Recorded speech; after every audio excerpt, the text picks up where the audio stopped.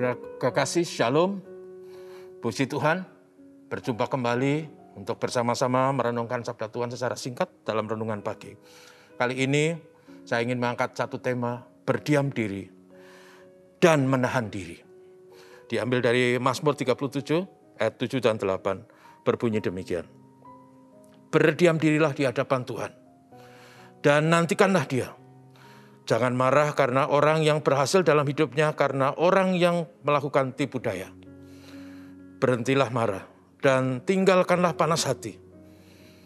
Jangan marah, itu hanya membawa kepada kejahatan. Saudara kasih, ada dua hal yang dinasihatkan dari teks yang kita baca hari ini, supaya kita berdiam diri di hadapan Tuhan.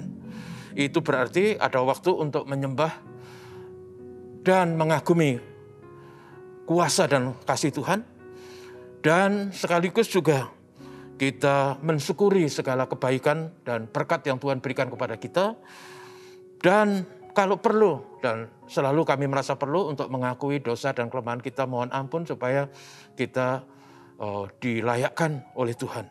Dan sekaligus juga kalau kita berbicara mengenai berdiam diri di hadapan Tuhan, itu adalah juga memohon atau berdoa, memohon rahmat kepada Tuhan, karena di satu sisi kita adalah orang yang lemah dengan segala kekurangan dan perlu pertolongan. Di sisi yang lain kita tahu Tuhan itu Maha Kasih dan Maha Kuasa yang sanggup menolong kita. Yakobus pasal 5 ayat 16 berkata, doa orang benar bila dengan sungguh-sungguh didoakan sangat besar kuasanya.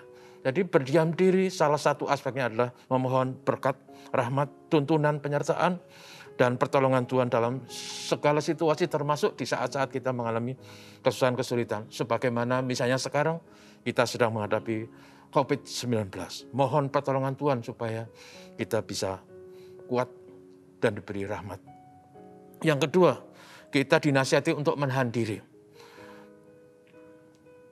Tidak gampang iri hati terhadap orang-orang yang sukses.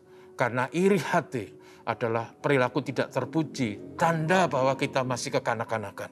Tidak marah terhadap orang yang sukses, kalaupun orang itu dalam sudut pandang kita adalah orang yang jahat. Ingatlah bahwa Tuhan memberkati semua orang, orang jahat maupun orang baik. Tuhan mengasihi dengan memberikan matahari yang bercahaya dan hujan pada waktunya.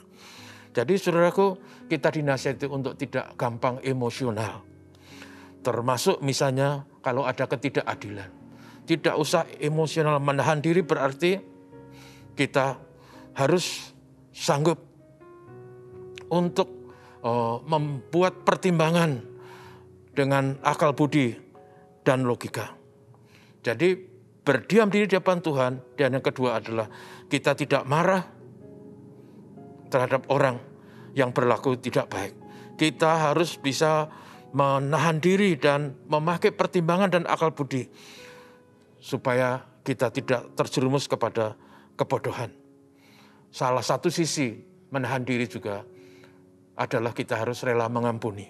Dengan pengampunan, maka hati kita dibebaskan dari kepahitan, kemarahan, iri hati, dan dengki.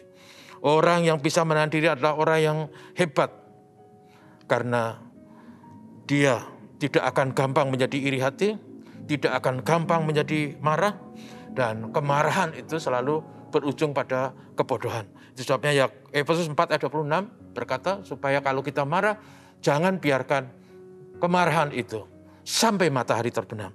Saudaraku, kemarahan itu adalah sangat berbahaya kalau dibiarkan, karena kalau tidak diatasi, maka kemarahan itu akan makin besar dan akhirnya akan menjerumuskan orang kepada kebodohan.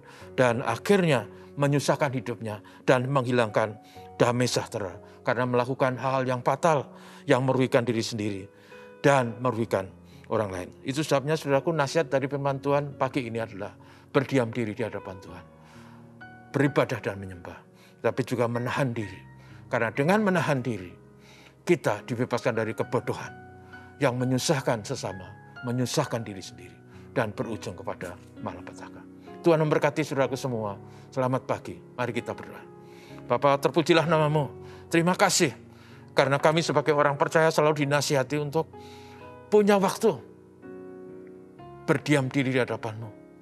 bersyukur kepadamu, memuji dan memohon rahmat dan berkat. Tapi juga kami dinasihati sebagai manusia yang hidup di tengah berbagai situasi dan berinteraksi dengan banyak orang. Untuk kami selalu bisa menjaga hati, menjaga diri, tidak gampang emosi, tidak gampang sakit hati, tidak mudah menjadi iri. Tapi menjadi orang yang selalu bisa memahami dan mengampuni sesama. Supaya damai sejahtera Tuhan menjadi milik kami semua. Tuhan terima kasih, berkat Tuhan kami mohon hari ini dalam semua tugas dan aktivitas. Terpujilah namamu. Ini doa kami dalam nama Yesus. Amin. Terima kasih Tuhan berkati saudaraku.